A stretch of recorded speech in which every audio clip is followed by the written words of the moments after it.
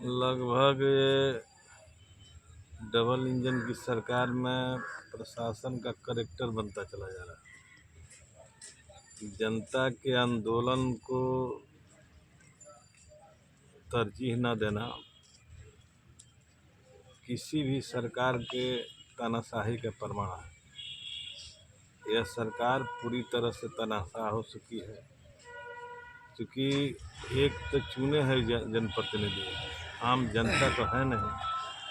और पूरे ब्लॉक के चुने हुए जनप्रतिनिधि अगर आम जनता के सवाल को लेकर बैठते हैं, अपने हक अधिकार के लिए बैठते हैं, तो उनके साथ जो व्यवहार हो रहा है कि 20 दिनों से अनशन धरना पर लोग बैठे हैं, 7 दिनों से आमरण अनशन पर बैठे हुए हैं, कोई प्रतिनिधि सरकार का माने बात करने की भी ज़रूरत महसूस नहीं कर रहा। चाहे जिला के यहाँ अनुमंडल का SDO हो, जिला के जिलाधिकारी हो, कोई नहीं बात कर रहा।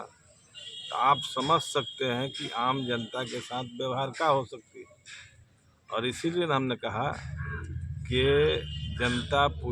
सरकार पूरी तरह से तानाशाह हो चुकी है और तानाशाहों से लड़ने के लिए एकमात्र विकल्प संघर्ष है, आंदोलन है।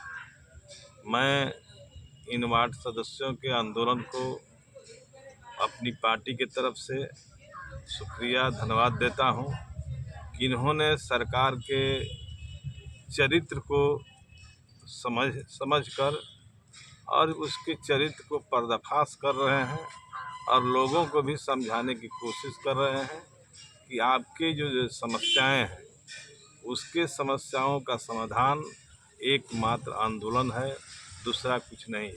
सर, दिनारा प्रखंड के वार्ड सदस्यों के साथ ही क्यों सतोला व्यवहार करी है अधिकारी? केवल दिनारा प्रखंड की बात नहीं है। अभी आप आए तो यहाँ सुने भी कि दिनारा के बगल में करहगर है, करहगर के बगल में और कई प्रखंड है जहाँ इस तरह के व्यवहार हो रहे हैं। जब ये कह रहे हैं कि भाई हमको माने अनुदान मिलता है 500 रुपया कि 400 रुपया प्रति महीने, तो ये अनुदान मिलना चाहिए, इसमें कोई तो गलत मांग ये नहीं कर रहे हैं। ये तो धरना क्या, ऐसे प्रतिनिधि मंडल के डिमांड पर इनको लागू हो जाना चाहिए। लेकिन उसी के लिए अपना जो अधिकार है उसी के लिए 22 दिन तक अनशन पर बैठ रहे हैं, धरना पर बैठ रहे हैं। तो यही तो चीज़ प्रमाणित करता है कि ये सरकार कितनी तानाशाह बनी हुई है। जनता के आंदोलनों को, प्रतिनिधियों के आंदोलनों को कोई भी कुछ कार्रवाई नहीं हो सकता है। तो ये कार्रवाई नहीं हो सकता है तो ये ताकत इन अधिकारियों को कहाँ से मिल रहा है? ये ताकत सरकार से मिल रहा है कि सरकार हम पर कुछ नहीं कर सकती है। इसीलिए हमने कहा कि ये सरकार पूरी तरह से तानाशाह हो चुकी है और तानाशाहों का एकमात्र इलाज, एकमात्र दवा संघर्ष आंदोलन है। सर, इतना दिन तक संघर्ष किया गया, अनशन पर भी बैठे लोग, कोई निदान नहीं हुआ सर। आगे क्या होगा सर अगर निदान नहीं होता है तो? आगे हमारे पास तो एकमात्र विकल्प है आंदोलन। मान लीजिए कि हम जनप्रतिनिधि लड़ रहे हैं, हम लड़ रहे हैं तो केवल अपने सवालों पर नहीं लड़ रहे हैं, हम जनता के सवालों पर लड़ रहे हैं, भ्रष्टाचार के सवाल पर लड़ रहे हैं, प्रधानमंत्री आवास योजना में जो भ्रष्टाचार है उस सवाल पर लड़ रहे हैं। तो इस सवाल पर लड़ रहे हैं तो हम इस इशू को लेकर कभी फिर जनता के बीच में जाएं और इस माने प्रशासन के साथ सरकार का भी चरित्र उजागर करेंगे कि सरकार कैसी है, कैसे ही काम कर रही है, जनता के साथ क्या व्यवहार कर रही है। तो जनता और जनप्रतिनिधियों के संयुक्त आंदोलन के बल पर इसको हराया जा सकता है, पीछे हटाया जा सकता है। और किसान आंदोलन इसका सबसे जीता जागता प्रमाण है।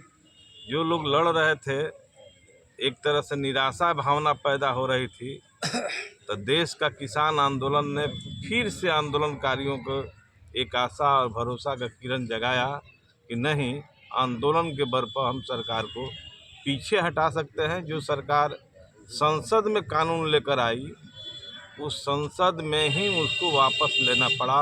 ये किसान आंदोलन का माने जीत था। यहाँ तो हम उस सवाल पर आंदोलन भी नहीं कर रहे हैं। हम तो कर रहे हैं कि जो सरकार कानून बनाई है, वो कानून यहाँ पर प्रशासन लागू नहीं कर रहा है।